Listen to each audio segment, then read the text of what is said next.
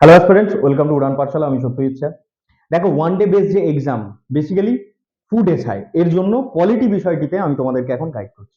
ঠিক আছে, আগের দিন বা আগের ভিডিওতে আমরা কিন্তু অনেকটাই দেখে নিয়েছিলাম। আজ কি দেখবো?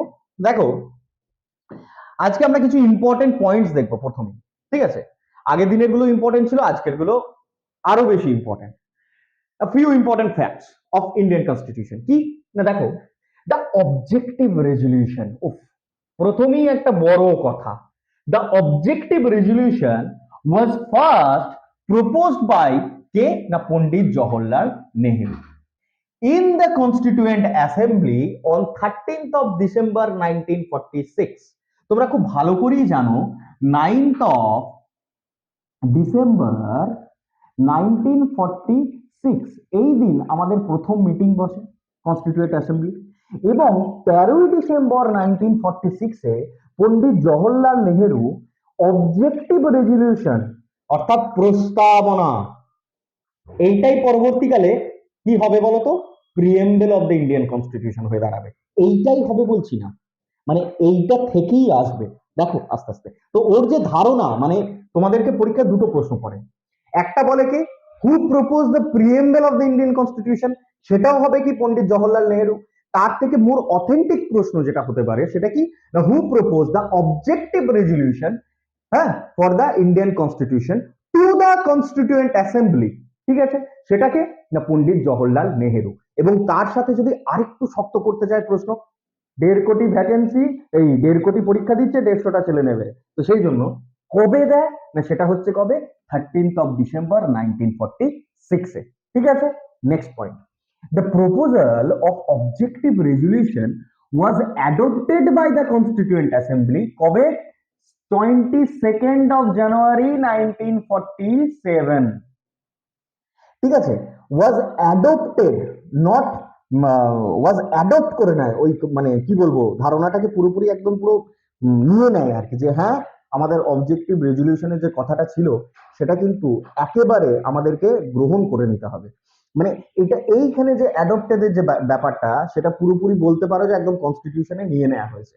ঠিক আছে, আর না হলে তোমরা আরেকটা জিনিস ভাবে মনে রাখতে পারো, যেটা হচ্ছে 22nd of January 1946 কি করা হয় না, এটা পুরোপুরি ভাবে কনস্টিটিউয়েন্ট অ্যাসেম্বলি সেটাকে গৃহীত করে। ঠিক আছে, the objective resolution is modified and formed the preamble of the Indian Constitution, preamble of the Indian Constitution কি না, modified and formed, মানে যেটা বললাম যে অবজেক্টিভ রেজলিউশনটাই কি ছিল না, অবজেক্টিভ রেজলিউশনই কিন্তু প্রিএম্বল হয়নি, সেটাকে মডিফাই করা হয়েছে, এবং মডিফাই করার পর নতুন ভাবে ফর্ম করার পর যেটা আমরা দেখতে পাই সেটা কি না, the preamble of Indian constitution. Clear? যেখানে তোমরা সব থেকে দামি কথা যেটা দেখতে পাও, প্রথমেই গুগল থেকে তোমরা ছবি তুললেই দেখতে পাবে, we the people of India, কি লেখা আছে, we the people of India. এগুলো পড়তে হয় এবং পড়াতেও হবে, কিন্তু এগুলো ফুড এসআই আসবে না। ঠিক আছে, তো ওটার জন্য আমরা নেক্সট পড়বো এবং ডিটেলসে পড়বো। ঠিক আছে, ফুড এসআই কি আসবে সেগুলো আগে পড়ি। ফার্স্ট জেনারেল ইলেকশন কবে হয় ভারতে না, সেটা হচ্ছে 1951-52। জেনারেল ইলেকশন কথাটার মানে কি, মানে এখন যেভাবে তোমরা ভোট দিতে যাও, ঠিক আছে, আমি ধরে নিচ্ছি তোমরা সবাই অ্যাডাল্ট ফ্র্যাঞ্চাইজির মধ্যেই পড়ো, এখন তো 18 বছর করা হয়েছে, আগে সেটা কত ছিল জানো, সেটা ছিল 21, 21 ইয়ার্স। এই 21 ইয়ার্স থেকে এখন কমিয়ে দিয়ে করা হয়েছে কত, 18 ইয়ার্স। তোমরা কি আমায় বলতে পারবে এই যে 18 থেকে কমিয়ে 21 থেকে কমিয়ে 18 করা হয়েছে, এটা কততম অ্যামেন্ডমেন্ট অ্যাক্টের মাধ্যমে? যারা জানো বা পড়েছো তারা কিন্তু অবশ্যই কমেন্টে লিখবে। ঠিক আছে, নাহলে তো আমি বলে দেবই পরে। তো প্রথম সেই রকম এখনকার দিনের মধ্যে জেনারেল ইলেকশন হয়েছিল কবে না, 1951-52। আমাদের স্বাধীন ভারতের প্রথম, আমাদের স্বাধীন ভারতের প্রথম প্রেসিডেন্টকে আগেই বলেছি, ডক্টর রাজেন্দ্র প্রসাদ। এই ডক্টর রাজেন্দ্র প্রসাদকে আর কি নামে আমরা চিনি না, ডক্টর রাজেন্দ্র প্রসাদকে কি বলা হয় বলেছি না, দ্য গান্ধী অফ বিহার। কি বলা হয়, দ্য গান্ধী অফ বিহার। ঠিক আছে, দ্য গান্ধী অফ বিহার।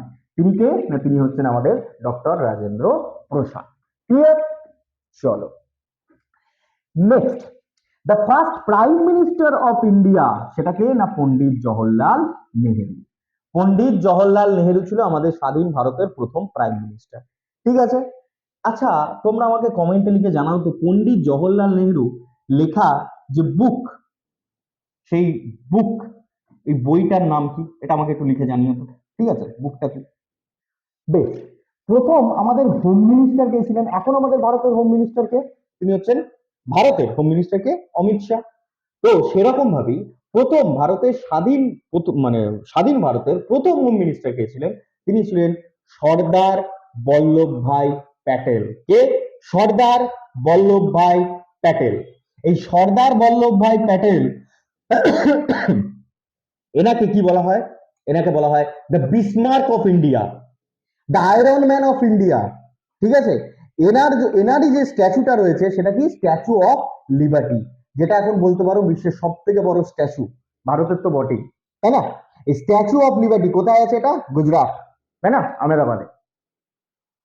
তো এনাকে বলা হয় কি the Bismarck of India, the iron man of India. আর একটা প্রশ্ন যেটা আসে, এই যে সর্দার টাইটেলটা ওনাকে দেওয়া হয়েছিল, এটা কে দিয়েছিল? ঠিক আছে, এই সর্দার টাইটেলটা কে দেয় এটাও আমাকে একটু লিখে জানাবে। ঠিক আছে, এটা হিস্ট্রি পার্ট, তবু আমাকে জানাবে। ফার্স্ট এডুকেশন মিনিস্টার কে ছিলেন? না ফার্স্ট আমাদের দেশের এডুকেশন মিনিস্টার ছিলেন মৌলানা আবুল কালাম আজাদ। কে ছিলেন? মৌলানা আবুল কালাম আজাদ। বেশ, ফার্স্ট ল মিনিস্টার কে ছিলেন? না ফার্স্ট ল মিনিস্টার ছিলেন ডক্টর বি আর আম্বেদকর। ঠিক আছে, এগুলো দেখো ইলেকশনের মধ্যে চলে গেল। এবার খুব ভালো করে দেখো, একটা কথা তোমাদেরকে একটুখানি ধরিয়ে দিই, কেন ডিটেলসে পড়তে হয় না। 1947 সালে আমরা স্বাধীনতা পাচ্ছি এবং প্রথম জেনারেল ইলেকশন হচ্ছে 1951-52-তে, অর্থাৎ এখন যেমন তোমরা ভোট দাও যেটা বললাম। এই যে মাঝের যে গ্যাপ, এই গ্যাপে তাহলে ভারত কি চলছিল না? ভারত কি চুপ ছিল? এই গ্যাপে যে গভর্নমেন্ট চলতো তাকে কি বলা হয় জানো? সেটাকে বলা হয় ইন্টারিম গভর্নমেন্ট। কি বলা হয়? Interim government. ঠিক আছে, ওই বিষয়ে তোমাদের ফুড এসে আশা করি কোনো প্রশ্ন দেবে না। ঠিক আছে, ওটা আমরা ডিটেলসে পরে জানবো। ঠিক আছে, ওইটুকু জেনে রাখো যে এর মাঝখানে যেটা চলছিল সেটাকে বলা হয় দ্য ইন্টারিম গভর্নমেন্ট। কি বলা হয়? Interim government. এবং এই ইন্টারিম গভর্নমেন্টেও এরকম ভাবেই কিছু কিছু পোস্ট কারোর ছিল, সেগুলো আমাদেরকে জানতে হবে, ওটা একটু হাই লেভেলের এক্সামের জন্য। চলো নেক্সট স্লাইডে যাই এবার আমরা। নেক্সট স্লাইডে আমরা দেখব, এক সেকেন্ড, দেখব কি না আমাদের when the constitution of India was adopted by the constituent assembly, it had কতগুলো আর্টিকেল ছিল, কতগুলো পার্ট ছিল, কতগুলো স্কেডিউল ছিল। ঠিক আছে, কতগুলো ছিল? 395 আর্টিকেলস, 8 স্কেডিউলস, এবং এই 8টা স্কেডিউলকে ভাগ করা হয়েছিল কততে না 22টা পার্টে। মানে এটা যদি কনস্টিটিউশন হয়, এই কনস্টিটিউশনে 395 আর্টিকেলস রয়েছে। এই আর্টিকেলস গুলোকে কি করা হয়েছে না 8টা পার্টে ভাগ করা হয়েছে। টোটাল কটা পার্ট? 8টা। 8টা পার্টে ভাগ করা আছে, এই পার্ট গুলোকে আবার 22টা স্কেডিউলে ভাগ করা আছে। ক্লিয়ার? সরি, 8টা স্কেডিউলস আছে এবং 8টা স্কেডিউলসকে 22টা পার্টে ভাগ করা আছে। এটা পরে পরীক্ষায়। বর্তমানে কি আছে? Now Indian constitution had 465 plus articles, 12 schedules. অর্থাৎ আগে 8টা ছিল, এখন 12টা হয়ে গেছে।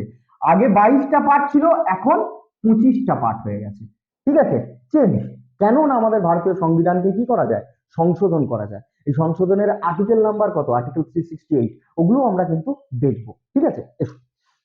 The total number of amendments, ওই যে বললাম সংশোধন, the constitution of India till now কতগুলো হয়েছে? 106টা। এখনো পর্যন্ত এই রিসেন্টলি বলতে পারো একটা অ্যামেন্ডমেন্ট করা হয়েছে। 106th অ্যামেন্ডমেন্টটা কি জানো? যেটা একদম এই 2023-এই করা হয়, সেটা হচ্ছে রিজার্ভেশন ফর দ্য উমেন্স। ঠিক আছে, ওটাই হচ্ছে আমাদের এখন রিসেন্ট অ্যামেন্ডমেন্ট। তো টোটাল নাম্বার কত? 106টা। এখনো পর্যন্ত 106 বার অ্যামেন্ড করা হয়েছে আমাদের ভারতীয় কনস্টিটিউশনকে। কোথা থেকে না 1950 থেকে একদম টিল নাও, মানে আজকের ডেট অব্দিও বলতে পারো তোমরা। ঠিক আছে, The first amendment was taken place in the year 1951. কে করেছিল সেটা না? বাই পন্ডিত জওহরলাল নেহেরু। উনি তো ছিলেন আমাদের ভারতের প্রথম স্বাধীন ভারতের প্রথম প্রাইম মিনিস্টার, তাই না? তো 1951 সালে হয়। The preamble of Indian Constitution is now an integral part of the Indian Constitution by landmark judgment of Keshavananda Bharati case versus the state of Kerala 1973. এটা তোমরা এখন বুঝতে পারবে না, আমিও জানি, ঠিক আছে, কিন্তু তোমাদের এটা জানতে হবে যে প্রিএম্বল অফ ইন্ডিয়ান কনস্টিটিউশনকে ইন্টিগ্রাল পার্ট বলছে। ইন্টিগ্রাল পার্ট কথাটার মানে কি জানো? ইন্টিগ্রাল পার্ট কথাটার মানে হচ্ছে জুড়ে দেওয়া পার্ট, মানে হচ্ছে আমাদের এখন এটা সংবিধানেরই একটা অংশ। স্বাভাবিক ব্যাপার, প্রিএম্বল তো সংবিধানেরই অংশ, যেটা তোমরা ছোট থেকে জেনে এসছো, কিন্তু আগে ওটা ওইভাবে ট্রিট করা হতো না, ঠিক আছে? কেন হতো না, কি কারণ, কিভাবে হলো, সেই গল্প আমি পরে শোনাবো, কিন্তু তোমরা এটুকু জেনে রাখো যে preamble of Indian constitution is now an integral part, ঠিক আছে? এই ইন্টিগ্রাল পার্ট করা হয় কিভাবে না? By the landmark judgement Keshavananda Bharati case versus the state of Kerala 1973। Clear? Next, আমাদের সংবিধানের পিতা বা ভারতীয় সংবিধানের যে জনক তার নাম কি? ডক্টর বি আর আম্বেদকর, ঠিক আছে? The final interpreter of Indian constitution কাকে বলা হয়? ইন্টারপ্রিটার মানে who is the final guardian, who is the final guardian of our Indian constitution? সে আর কেউ নয়, সে হচ্ছে the supreme court of India. এই ছোট ছোট পয়েন্ট গুলো তোমাদেরকে জানতে হবে, ঠিক আছে? ফাইনাল ইন্টারপ্রেটার বা ফাইনাল গার্জিয়ান কে অপশনে দেওয়া থাকবে president, prime minister, chief minister এবং দ্য সুপ্রিম কোর্ট। অ্যান্সার হবে কি? The supreme court. আমাদের যে ল, আমরা যে বলি না আইন, ল, এই ল মেকিং পাওয়ার কার হাতে আছে? এই ল মেকিং পাওয়ার রয়েছে পার্লামেন্টের হাতে, ঠিক আছে? পার্লামেন্ট মানে ওই দিল্লির যে ভবন তোমরা জানো, সেই পার্লামেন্ট, সেই পার্লামেন্টই আমাদের গোটা ভারতবর্ষের যা ল রয়েছে সেগুলো কিন্তু বানায়, ঠিক আছে? যা যা আইন তোমরা জানো বা যেগুলো জানো না, যেগুলো জানবে পরে। তো এই যে তাহলে the parliament has the law making power by the Indian constitution. দেখো এইখানে আমরা যাই পড়ছি যে parliament has the law making power, এই পাওয়ারটা দিল কে? আকাশ থেকে উড়ে এসে পড়লো না, এটা দিয়েছে কে? আমাদের ইন্ডিয়ান কনস্টিটিউশন, ঠিক আছে? As per hour constitution the first citizen of India কাকে বলা হয় জানো? আমাদের ভারতের প্রথম নাগরিক, মানে যদি বলা হয় আমাদের দেশের, ধরো সেন্সাস করা হচ্ছে, সাপোজ সেন্সাস করা হচ্ছে, সেখানে সরি বলা হয়েছে 1 2 3 4 করে যতগুলো জনসংখ্যা আছে সবকটা লিখতে হবে, ঠিক আছে?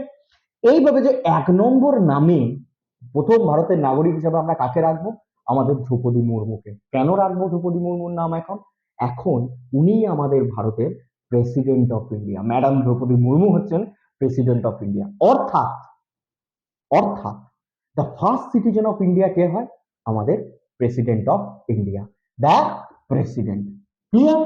তাহলে the first citizen of India কে হয়? The president. ওনার আগে যারা ছিল তাদের সেই সময় যদি সেন্সাস করা হতো প্রথম তার নাম রাখা হতো, ঠিক আছে? Next, at the time of independence আমাদের কান্ট্রিতে কতগুলো প্রভিন্স ছিল? 17টা প্রভিন্স ছিল। আর কতগুলো প্রিন্সলি স্টেট ছিল? 562। 562 প্রিন্সলি স্টেট এবং 17টা প্রভিন্স। এই যে 17টা প্রভিন্সে ডিভাইডেড হয়েছিল এবং 562 যে আমাদের প্রিন্সলি স্টেট ছিল, অর্থাৎ প্রিন্সলি মানে কারোর অধীনের মধ্যে, একজন রাজার মতো ব্যাপার আর কি, ছোটখাটো রাজা আর কি, হ্যাঁ? তো সেরকম। তো এই যে গোটা ব্যাপারটাকে ইউনাইটেড করেছিল কে? এবং আমরা একটাই দেশের নাগরিক, এর মাঝে কেউ প্রিন্সলি স্টেট নয়, কোনো প্রভিন্স থাকবে না, ঠিক আছে? অনলি স্টেটস হিসাবে, যদি স্টেটস হিসাবে থাকবে সবাই, স্টেটস মানে এখন যেমন রাজ্য, ঠিক আছে? কোনো প্রিন্সলি স্টেট নয়, যাই থাকবে সব হচ্ছে কি under the government of India. এরকম যে ব্যাপারটা, এটা করেছিল কে? মানে সবাইকে যৌথ করেছিল কে? সে হচ্ছে আমাদের ভারতের প্রথম হোম মিনিস্টার। ভারতের প্রথম হোম মিনিস্টার বলতে স্বাধীন ভারতের প্রথম হোম মিনিস্টার, তিনি কে? Sardar Vallabhbhai Patel. Clear? The president united by Sardar Vallabhbhai Patel. The constitution of India is মানে ডেডিকেটেড টু, ডেডিকেটেড টু কথাটার মানে কি? ডেডিকেটেড টু কথাটার মানে হচ্ছে এই যে ভারতের যে সংবিধান, এটা কাদের? Who has the authorization of this constitution? আমি যদি বলি অন্যভাবে, সেটা কে? With the people of India. তার মানে the people of India. Clear? এটা কিন্তু ডাইরেক্ট পড়ে যে তোমরা কনস্টিটিউশনের প্রথম যখনই তোমরা সংবিধান খুলবে ওখানেই লেখা আছে with the people of India. তার মানে কাকে ডেডিকেট করা হয়েছে? দ্য পিপল অফ ইন্ডিয়াকে। আশা করি বোঝা গেছে। চলো, এরপরে আমরা খুব ইন্টারেস্টিং জিনিস দেখি। আমি তোমাদের কি বলেছিলাম যে ভারতীয় সংবিধান হচ্ছে ব্লেন্ড, অর্থাৎ মেশানো কিসের? বিভিন্ন আদার দেশের সংবিধানের, তাই না? তাই কোন দেশের যা যা মানে কোন কোন দেশের যা যা ভালো ভালো জিনিসপত্র আমরা পেয়েছি সেখানকার সংবিধানে, সেগুলো সব আমরা ভারতের সংবিধানের মধ্যে ইনক্লুড করেছি এবং মডিফাই করেছি। কিন্তু তোমাদের পরীক্ষায় প্রশ্ন কি দেবে? বলবে দ্য প্রেসিডেন্ট, এই যে ধারণাটা যে ভারতের একটা প্রেসিডেন্ট রাখতে হবে, ভারতের একটা প্রাইম মিনিস্টার থাকতে হবে, এই যে ধারণা ভারতের যে প্রেসিডেন্ট একটা থাকবে, ভারতের একটা পার্লামেন্ট থাকবে, এই ধারণাগুলো কোথা থেকে নেওয়া হয়েছে? এগুলো ডাইরেক্ট প্রশ্ন আসে, ঠিক আছে? তো সেইগুলো কিন্তু আমাদেরকে জানতে হবে। তাই এর পরের যেগুলো আমরা পড়বো এগুলো একদম মানে কোনোদিন ভুলবে না, কোনো দিন না, যে কোনো পরীক্ষায় আসে এগুলো, নট অনলি ফুড এসে, ঠিক আছে? এগুলো ডাব্লিউবিসিএস, আইএএস পর্যন্ত দেয়, ঠিক আছে? তো দেখা যাক sources and features borrowed to Indian constitution. Sources and features কি কি? দেখো, প্রথম যেটা নেওয়া হয়, আমাদের বলা হয় 3/4 3/4 অফ দ্য ইন্ডিয়ান কনস্টিটিউশন। কি বললাম? 3/4 of the Indian constitution. Or বলা হয় কি 75%। এই 3/4কে 75% কেন বলে? এটা তোমরা একবার সুজন স্যারকে জিজ্ঞেস করো, ঠিক আছে? কোনো ভগ্নাংশ থেকে পার্সেন্টেজে কি করে যাওয়া যায়? আশা করি উনি বলে থাকবেন। হ্যাঁ, 3/4 তার সাথে কোনো ভগ্নাংশ থেকে যদি আমরা পার্সেন্টেজে যাই কি করি? 100 দিয়ে গুণ করি, তাই না? তো 4 দিয়ে এটাকে কাটলে 4/25 এবং 3/25 75। তাই হচ্ছে কি 75%। এই 75% যে আমাদের ভারতের সংবিধান রয়েছে সেটা নেওয়া হয়েছে কোথা থেকে জানো? সেটা হচ্ছে the government of India act 1935। অনেক জায়গায় বলা আছে এটা 50%, অনেক জায়গায় বলা আছে এটা 50%, অর্ধেক, ঠিক আছে? তো আমি বলবো তোমরা ওটা 75% হিসাবেই জানো। The maximum features was taken from the Government of India Act 1935 to the Indian Constitution. Clear? দেখা যাক কি কি নেওয়া আছে।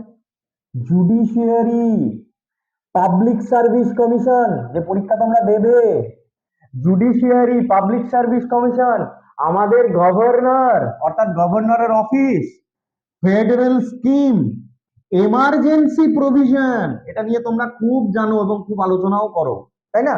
যে এই দেখো প্রেসিডেন্ট রুল চলছে, ন্যাশনাল এমার্জেন্সি চলছে, ফাইন্যান্সিয়াল এমার্জেন্সি চলছে। ফাইন্যান্সিয়াল এমার্জেন্সি রিসেন্টলি আমরা কোথায় দেখতে পেয়েছি বলো তো? কয়েক বছর আগে বা 1 বছর আগে, সেটা হচ্ছে শ্রীলঙ্কায়, তাই না? তো দেখা যাক যে এই খালি এমার্জেন্সি প্রভিশন, অ্যাডমিনিস্ট্রেটিভ ডিটেলস, এই যে ব্যাপারটা, এইটাই তো গোটাটাই বলতে পারো সংবিধান। তাই এই 75% আরো ফিচার্স আছে, আমি শুধু মেন মেন গুলো লিখেছি। সেগুলো কি কি? Judiciary, public service commission, office of governor, federal scheme, emergency provision, administrative details. এই ব্যাপারগুলো নেওয়া হয়েছে কোথা থেকে? এগুলো নেওয়া হয়েছে সব গভর্নমেন্ট অফ ইন্ডিয়া অ্যাক্ট থেকে। ক্লিয়ার? নেক্সট, ব্রিটেন কনস্টিটিউশন বা ব্রিটিশ কনস্টিটিউশন, এখান থেকে আমাদের কি কি নেওয়া হয়েছে? আচ্ছা, তোমাদের একটা পরীক্ষায় প্রশ্ন আসে, দ্য আনরিটেন কনস্টিটিউশন কোনটা? Which constitution is unwritten?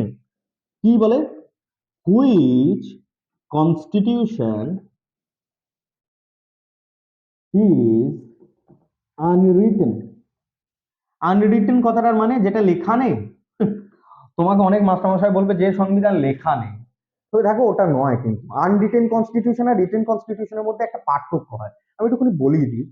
Written constitution মানে হচ্ছে একটা সাংবিধানিক অ্যাসেম্বলি অর্থাৎ দ্য কনস্টিটিউয়েন্ট অ্যাসেম্বলি বসে কতগুলো আইন নিয়ে নাড়াচাড়া করে, মানে যেটা আমাদের ভারতের সংবিধান যেটা যেভাবে তৈরি হয়েছে, তার মানেটা কি?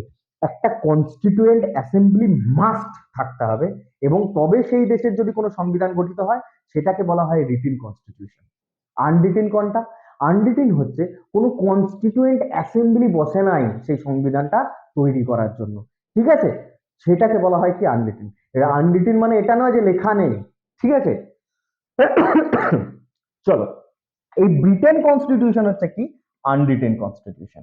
এই ব্রিটেন কনস্টিটিউশন থেকে আমরা কি কি নিয়েছি না, পার্লামেন্টারি গভর্নমেন্ট, মানে আমরা যেটা দেখতে পাই লোকসভা রাজ্যসভা, ঠিক আছে, ওই parliamentary government, rule of law, আইনের সর্বে সর্বা। এই রুল অফ ল কি আমরা পরবর্তীকালে গিয়ে দুটো ভাগে ভাগ করব এবং দুটো জিনিস দেখবো, হ্যাঁ, অন্য ক্লাসে।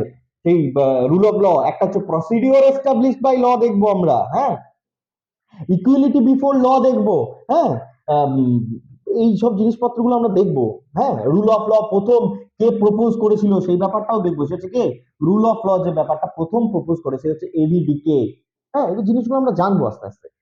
সিঙ্গেল সিটিজেনশিপ, আমাদের ভারতের নাগরিকত্ব একটাই থাকতে হবে, কেউ যদি ভারতের নাগরিকত্ব ছেড়ে অন্য কোনো নাগরিকত্ব নিয়ে নেয় তাহলে তার ভারতেরটা চলে যাবে, মানে আমরা কি ভারতীয়, আমাদের সবার পরিচয় কি আমরা ভারতীয়, অর্থাৎ সিঙ্গেল সিটিজেনশিপ।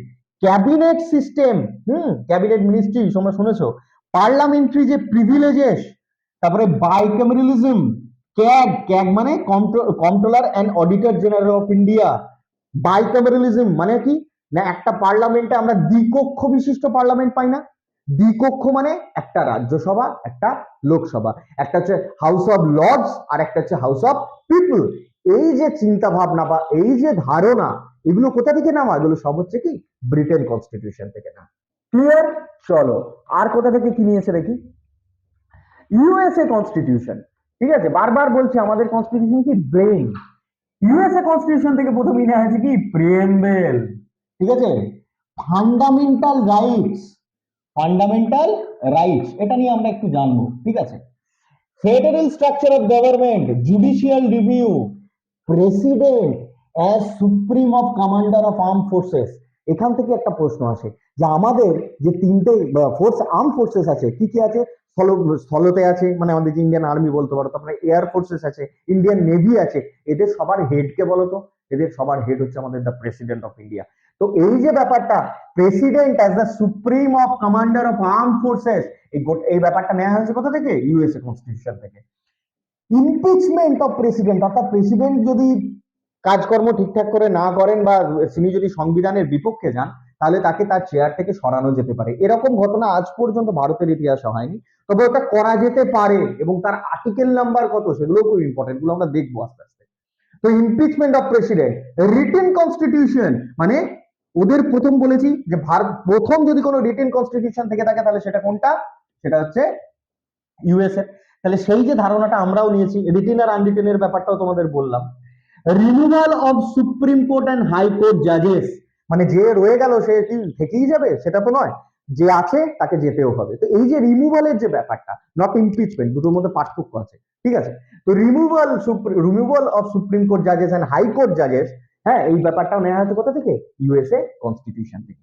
আচ্ছা, রাশিয়ান কনস্টিটিউশন থেকে কি নিয়েছি সেটাও দেখবো। সেটা হচ্ছে তাহলে তিনটে হলো সি, এরপরে আসছি কত ডি। দেখো, ফান্ডামেন্টাল ডিউটিস, রাশিয়ান কনস্টিটিউশন থেকে আমরা নিয়েছি কি fundamental duties part 4A, article 51A, এগুলো সব আমরা দেখবো, ঠিক আছে। আইডিয়াস অফ জাস্টিস, এই জাস্টিসটা কি কি ধরনের হওয়া উচিত, সোশ্যাল, ইকোনমিক্যাল, পলিটিক্যাল, ভীষণ ইম্পর্টেন্ট, সোশ্যাল, ইকোনমিক্যাল এবং পলিটিক্যাল জাস্টিস, এই ব্যাপারটা আমরা দেখেছি ওখান থেকে। ইন দ্য প্রিএমবেল, হ্যাঁ, 5 ইয়ার্স প্ল্যান, এই 5 ইয়ার প্ল্যানের নাম পরিবর্তন করে এখন কি নেওয়া হয়েছে, নীতি আয়োগ, তাই তো। এই নীতি আয়োগের চেয়ারম্যান কে হয়, ভেরি ভেরি ইম্পর্টেন্ট কোশ্চেন, নীতি আয়োগের চেয়ারম্যান কে হয় না, নীতি আয়োগের চেয়ারম্যান হয় এখন যিনি আছেন তিনি হচ্ছেন আমাদের প্রধানমন্ত্রী নরেন্দ্র মোদী, কিন্তু উত্তরটা কি প্রধানমন্ত্রী, অর্থাৎ যেই প্রধানমন্ত্রী হবে সেই হবে কে, আমাদের নীতি আয়োগের chairman, prime minister of India. তোমরা আমাকে লিখে জানাবে নীতি আয়োগের, হ্যাঁ, ভাইস চেয়ারম্যান কে এবং সিইও, চিফ এক্সিকিউটিভ অফিসার কে। ক্লিয়ার? চলো, এগুলো কিন্তু চেঞ্জ হতে থাকে, তাই এটা কারেন্ট অ্যাফেয়ার্সেরই টপিক। এরপরে আমরা দেখবো কোন কনস্টিটিউশন না, সেটা হচ্ছে আমাদের অস্ট্রেলিয়ান কনস্টিটিউশন। অস্ট্রেলিয়ান কনস্টিটিউশন থেকে কি নিয়েছি, joint sitting of the two houses in the parliament, article 108। আমরা পড়বো আর্টিকেলে গিয়ে। ঠিক আছে, article 108 joint sitting, freedom of trade and commerce, আমরা যে ট্রেড করতে পারি বা কমার্স, ট্রেড অ্যান্ড কমার্স মানে আমরা অন্যান্য দেশের সাথে যে ব্যবসা বাণিজ্য করছি, হ্যাঁ, এই ব্যাপারগুলো। এবার তোমরা বলবে যে এইগুলোতে এমনি এমনি হতো না, এগুলোও কিন্তু সংবিধানের মধ্যে আছে, ঠিক আছে, তাই আইন মেনে করতে হয়। উল্টোপাল্টা জিনিসপত্র তার, তাহলে সেটাকে কি বলি আমরা, স্মাগল। স্মাগল কথাটা তখনই আসতো যদি না, মানে স্মাগল কথাটা তো থাকতোই না যদি যা খুশি তাই আনা যেত, ইম্পোর্ট এক্সপোর্ট করা যেত। স্মাগল কথাটা কেন না, এই যে কনস্টিটিউশনে লেখা আছে freedom of trade and commerce, নিশ্চয়ই কিন্তু রুলস এন্ড রেগুলেশন এবং তার কিছু আইনপত্র আছে, সেটাই যখন ভেঙে যায় তখনই ওয়ার্ডটা চলে আসে কি, স্মাগল, মানে সেটা বেআইনি। তার মানে নিশ্চয়ই জিনিসটা আইনি ভাবে হতে হবে, আর আইনি হতে গেলেই কনস্টিটিউশন থাকতে হবে, ঠিক আছে। চলো, কনকারেন্ট লিস্ট, তিনটা লিস্ট হয় জেনারেলি, একটা হচ্ছে একটা হচ্ছে সেন্ট্রাল লিস্ট, একটা হচ্ছে স্টেট লিস্ট, আর একটা দুটোর অ্যাসেম্বল বা ব্লেন্ড, সেটা হচ্ছে কি কনকারেন্ট লিস্ট। এই কনকারেন্ট লিস্টের ব্যাপারটা কোথা থেকে নেওয়া হয়েছে, মানে অস্ট্রেলিয়ান কনস্টিটিউশন থেকে। নেক্সট, কানাডিয়ান কনস্টিটিউশন, এখান থেকে কি নিয়েছি না, federation with a strong centre, অর্থাৎ federation with a strong centre কথাটার মানে হচ্ছে the central government is stronger than the state government, এই একই জিনিস, vesting of residuary powers in the center, এই দুটো কথাটার মানে হচ্ছে কি the central is stronger than the state governments, ঠিক আছে। আমরা সবসময় লিখি আরে বাবা কেন্দ্রীয় মন্ত্রী, তার মানে কি কেন্দ্রের ক্ষমতা কত বেশি বলো তো। একটা আইএস অফিসার, আইএস অফিসার কে হয়, appointed by the president of India, তাই না, তাহলে আমরা তাকে কি বলে, ও বাবা ও আইএস এর সাথে তোমরা সরাসরি দেখা করতে পারবে, খুব রেয়ার, তাই না, তো উনি খুব বড় মাপের লোক, আমরা চাকরির ক্ষেত্রে বলছি। Centre অ্যাপয়েন্টস the governor of states, তাহলে এই ব্যাপারটা আমরা কোথা থেকে নিয়েছি, কানাডিয়ান থেকে। অ্যাডভাইসারি জিউরিসডিকশন অফ সুপ্রিম কোর্ট, ঠিক আছে, সুপ্রিম কোর্ট কোন কোন ব্যাপারে তার মানে যে অ্যাডভাইস করবে তারও একটা লিমিটেশন করে দিয়েছে কনস্টিটিউশন, তো সেটা হচ্ছে কি কানাডিয়ান কনস্টিটিউশন থেকে। ফ্রেঞ্চ কনস্টিটিউশন থেকে আমরা কি নিয়েছি, the concept of Republic, very very important প্রশ্ন, মন দিয়ে শোনো, ভারতের নাগরিকরা রিপাবলিক কেন, ভেরি ভেরি ইম্পর্টেন্ট প্রশ্ন, হোয়াই আর উই রিপাবলিক, আমরা বলি না আমরা বারবার যে আমরা একটা রিপাবলিক কান্ট্রিতে বাস করি, হ্যাঁ, উই আর অল রিপাবলিক, কেন, because the head of our state is elected, মানে we elected the president of India, either directly or indirectly, that's not the point. কিন্তু রিপাবলিক কাকে বলে, রিপাবলিক বলা হয় তাকে যখন কোনো দেশের হেড কে আমরা ইলেকশনের মাধ্যমে নিয়ে আসি, তখনই হয় কি আমরা রিপাবলিক, ক্লিয়ার। তো যাই হোক, এই কনসেপ্ট অফ রিপাবলিক এটা কোথা থেকে নিয়েছে, French constitution. Ideas of liberty, equality, fraternity, এই তিনটের ব্যাপার যে আমরা প্রিএমবিলে ইনক্লুড করেছিলাম, এটাও কোথা থেকে, এটাও হচ্ছে কি ফ্রেঞ্চ কনস্টিটিউশন থেকে। এই তিনটে জিনিস কোথায় আসে জানো, আমি লিখে দিচ্ছি, তোমরা আমার সালটা লিখবে, সেটা হচ্ছে ফ্রেঞ্চ রেভলিউশন, ফ্রেঞ্চ রেভলিউশন, ঠিক আছে। এখানে কিন্তু ছাত্র এবং আমি পড়াচ্ছি সবাই একসাথেই পড়াশোনা করব, ঠিক আছে, তাই আমি বারবার বলি এগুলো লিখবে, কারণ তোমাদেরকেও পরিশ্রম করতে হবে, ঠিক আছে। ফ্রেঞ্চ রেভলিউশন থেকে এই তিনটে ওয়ার্ড নেওয়া হয়েছিল, ঠিক আছে, তোমরা আমায় সালটা লিখে জানিও, সালের ডিউরেশনটা লিখে জানিও, আরো বলে দিচ্ছি, বলে দেওয়া উচিত নয় তবু বলিয়ে দিচ্ছি। নেক্সট, এবং এটাই হচ্ছে এইখান থেকে এইটাই পর্যন্ত শেষ হয়ে যাবে মনে হচ্ছে, হ্যাঁ। দেখো, ওয়েমার কনস্টিটিউশন অফ জার্মানি, তাহলে জার্মানির কনস্টিটিউশনের নাম কি, ওয়েমার। কি নেওয়া হয়, suspension of fundamental rights during emergency, একটাই, এই very very important, emergency provision যখন চালু থাকে, বা কোনো জায়গায় যখন এমার্জেন্সি চালু থাকে বা কোনো দেশে যখন এমার্জেন্সি চালু হবে, তখন কি হয়েছে, ফান্ডামেন্টাল রাইটস গুলো সাসপেন্ড করে দেওয়া হয়। এই ব্যাপারটা আমরা কোথা থেকে নিয়েছি, জার্মানির কনস্টিটিউশন থেকে। আইরিশ কনস্টিটিউশন থেকে কি নিয়েছি, directive principles of state policy, DPSP, very very important. Nomination of member to the Rajya Sabha, method of election of president, এগুলো প্রত্যেকটা ইম্পর্টেন্ট, কোথা থেকে কি নেওয়া হয়েছে, ঠিক আছে। জাপানিজ কনস্টিটিউশন থেকে কি নিয়েছি, প্রসিডিওর এস্টাবলিশড বাই ল, একটু আগে আমি বলেছিলাম রুল অফ ল বলতে গিয়ে, প্রসিডিওর এস্টাবলিশড বাই ল, একটা ইকুয়ালিটি বিফোর অফ ল, ঠিক আছে, ইকুয়াল প্রোটেকশন অফ ল, এই টার্মোলজি গুলো জানতে হবে, এগুলো বড় বড় পরীক্ষায় আসে, ভালো পরীক্ষায় আসে, যেমন হচ্ছে ডাব্লিউবিসিএস, ঠিক আছে, পিএসসি, এই জায়গাগুলো জানতে হবে, সিজিএল, হ্যাঁ, এবং আইএস এর কথা তো বাদই দাও, ওটা তো 80, ঠিক আছে। জাপানিজ কনস্টিটিউশন হয়ে গেল। আর last South Korea African constitution, ওখান থেকে কি নিয়েছি? Procedure for amendment of the constitution, অর্থাৎ অ্যামেন্ডমেন্ট ব্যাপারটা কোথা থেকে নেওয়া হয়েছে?